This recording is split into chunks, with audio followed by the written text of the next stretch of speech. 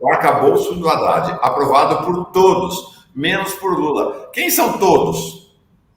Todos é o Lira, todos é o Pacheco, todos são os liberais, né? Todos é o chamado mercado.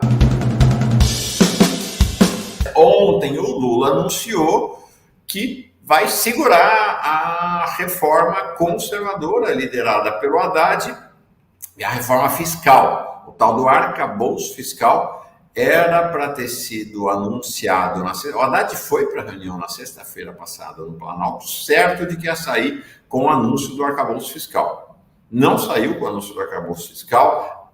Houve uma reunião na segunda-feira dele, Rui Costa, Tebet e Esther Dweck. O Haddad de novo estava convencido que ia sair de lá com o arcabouço fiscal anunciado, não saiu de novo, e ontem o Lula falou, não tem por enquanto não, precisa conversar mais.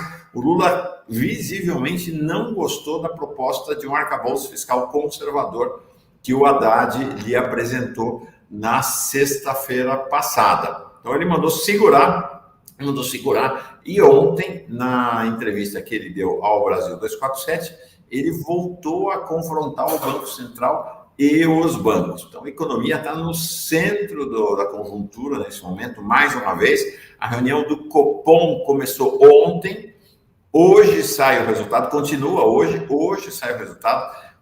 É um consenso, nós mostramos ontem aqui, né, de 200 bancos e empresas financeiras consultadas pelo Valor Econômico, 199 apostando e apoiando a manutenção da taxa em 13,75. Para nossa surpresa, até o Banco do Brasil está nessa lista. Realmente foi uma decepção a presença do Banco do Brasil nessa lista. E hoje sai a taxa. Vai ficar em 13,75 depois de toda, né, desde a segunda-feira, a denúncia do caráter de uma verdadeira chantagem, de um garroteamento. O Prêmio Nobel da Paz fala em pena de morte sobre o Brasil com essas taxas de juros, mas o mercado inteiro aposta que vai ficar em 13,75. É uma declaração de guerra ao governo Lula e ao país. Então, a economia está no centro, por isso, vamos conversar sobre os bastidores de Brasília com o Eumano Silva e depois dois economistas de primeira linha, o André Roncalha e o Eduardo Costa Pinto. Economia no centro do debate nacional nesse momento.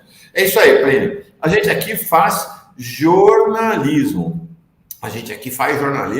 Como eu sempre digo aqui, né? Nós não somos animadores de torcida, nós somos jornalistas, temos compromisso com a informação, com a notícia.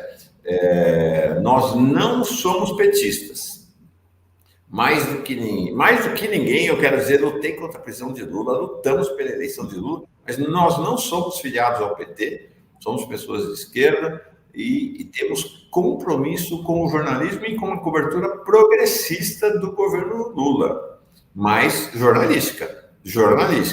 Então é isso. Nessa semana, algumas pessoas aqui no chat nos criticaram, mas de fato, na segunda-feira a gente abriu com essa manchete: explode o conflito no governo Lula, Gleisi e Rui versus Haddad. A gente dizer, não, cascata, mentira, tudo se confirmou de segunda para cá, né? Tudo se confirmou, os conflitos estão aí. Agora toda a imprensa liberal está registrando desde ontem esses conflitos que a gente viu, desde a própria segunda, né?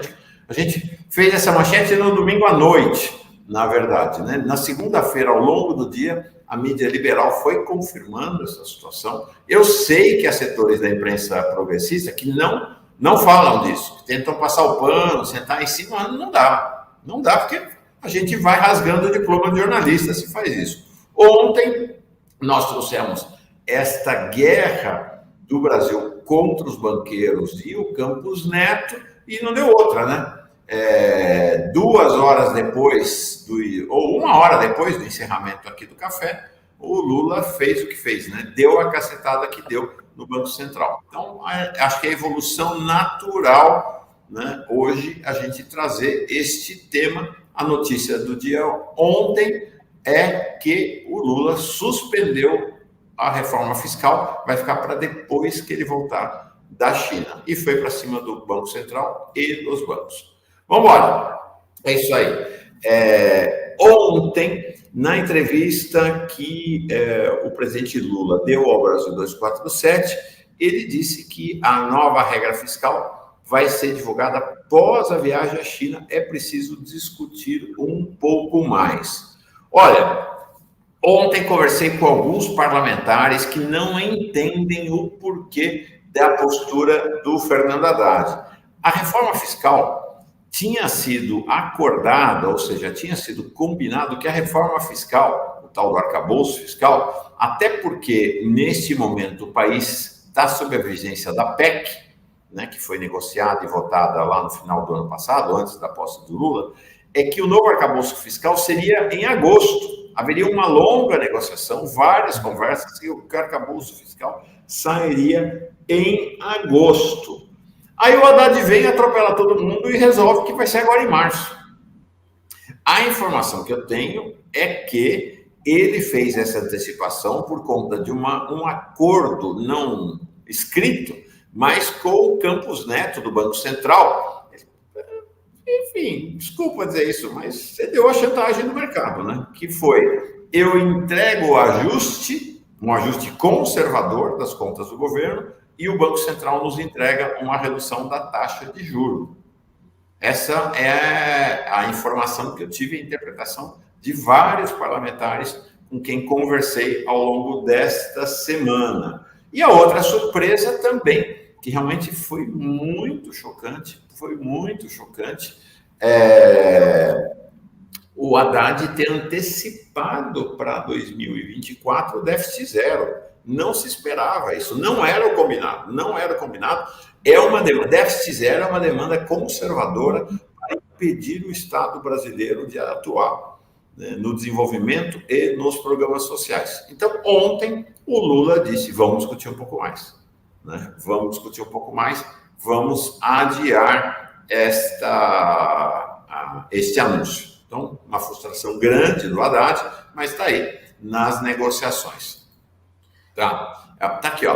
Então é isso aí, né? Esse é um aspecto interessante hoje. Quem apoia o arcabouço fiscal do Haddad são os segmentos conservadores e os segmentos do PT que têm obrigações de fidelidade com o governo. Nos bastidores está todo mundo preocupado com esse arcabouço fiscal, e é isso aí, com esta promessa do Haddad de zerar o déficit, né, que ele fez ao Lira e ao Pacheco nas conversas que ele manteve na segunda-feira. Há uma preocupação geral em relação a esta promessa. E está aí, ontem, tudo aquilo que a gente falou aqui na segunda-feira, ontem, terça-feira, foi objeto de apurações da mídia liberal também. A Miriam Leitão, que vou dizer, ó, é muito bem informada. Ela, inclusive, antecipou vários elementos do arcabouço fiscal. Ela tem trânsito livre ali no Ministério da Fazenda, na cúpula do Ministério da Fazenda. Então, ontem ela disse, Lula não gostou do arcabouço, só isso explica as idas e as vindas, e no artigo ela traz ali as informações. E o Lauro Jardim, olha que interessante, achei muito interessante essa manchete do Lauro Jardim. O arcabouço do Haddad, aprovado por todos, menos por Lula. Quem são todos? Todos é o Lira, todos é o Pacheco, todos são os liberais, né? Todos é o chamado mercado. Cenário complexo, Plínio, complexo. Bom, vamos falar das disputas a seguir. Queria te entregar aqui para um balanço dessa primeira rodada aqui de conversa sobre essa questão. Pois é, primeiro eu vou agradecer aqui a Nanda, viu, Mauro, pelo superchat, o Fábio de Sampa também, e das boas-vindas para a Railda Aleluia, que é a nova membra do canal. Em relação ao que a gente tem visto, né, a primeira coisa, acho que ontem o Lula deixou muito claro a insatisfação dele com o que está acontecendo na área econômica do governo, abrindo a entrevista lá para o 247, viu, Mauro? Foi ele subiu o tom a um nível acima do que ele já havia subido quando ele começou as críticas ao Campos Neto, e que foi para a mídia, né? E ele lamentou não poder demitir o Campos Neto, falou ali diversas vezes, quem concorda com juros altos é o sistema financeiro. E o Eduardo Costa Pinto já tinha adiantado isso para a gente também. O Eduardo Costa Pinto, fenomenal, acho que ele vai estar aqui hoje, que diante do quadro que a gente tem na economia, e o Lula externalizou isso ontem muito bem, viu, Mauro? Não existe possibilidade de crescimento econômico. Não existe possibilidade. Aqui, ó, o Lula falou ontem, vou pegar até as aspas dele, ó, que ninguém pode tomar dinheiro emprestado a 13,75% com juros real e de 8% se descontar a inflação. E eu acho engraçado que o sistema financeiro e alguns editorialistas de alguns jornais acham ruim que a gente critique. Daí ele fala aqui, ó, olha o cenário que o Lula está trabalhando. BNDES, nos últimos anos, devolveu 600 bilhões ao governo e fica sem dinheiro para fazer investimento. Ainda esse ano, o BNDES tem que devolver 90 bilhões ao Tesouro. Se o BNDES não tem dinheiro para investir, se o Banco do Brasil não tem, se a Caixa não tem, se o BASA, que é o Banco da Amazônia, não tem, o BNB do Nordeste não tem, e os bancos privados não querem fazer investimento porque o juro é muito alto, como é que a economia vai crescer? Essa é a grande questão que está em jogo. Essa é a defesa do Rui Costa, da Gleisi Hoffmann, porque existe... A gente votou num projeto para tirar o fascismo do poder, Mauro, mas a gente votou numa mudança de política econômica. E o que a gente está vendo aí não é isso. Aliás, ó, mais uma informação, enquanto você estava falando lá, eu estava levantando a capivara do sujeito aqui, do Rodrigo Frois, né? Esse que foi indicado para o Comitê de Política Monetária. Sabe de quem que ele é sócio, Mauro?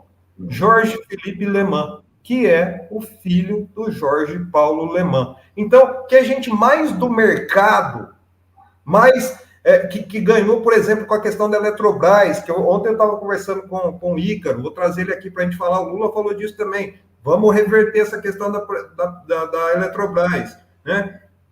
Só que a política econômica está indo para outro lado,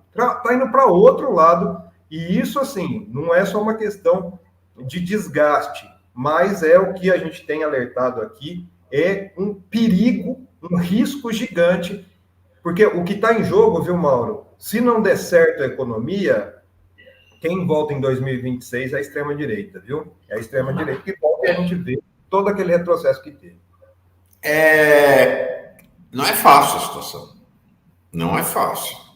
A situação de Lula não é fácil. 2023 é um cenário muito, muito pior do que 2003. O governo é um governo de frente muito mais ampla, portanto, mais à direita.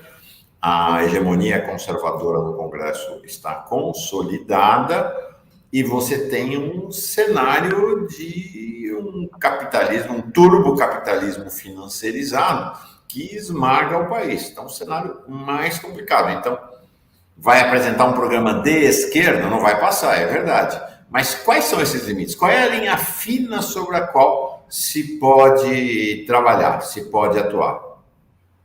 É porque se é para fazer um governo Temer, né, o governo Bolsonaro jamais seria feito, mas se é para fazer um governo Temer, sim, para quê, né? Para quê? Se é para indicar um cara apoiador do Partido Novo, como você falou, sócio da família Lema, para o Banco Central, para quê? Aí deixa eles, né? Aí eles fazem melhor do que a gente para fazer esse receituário.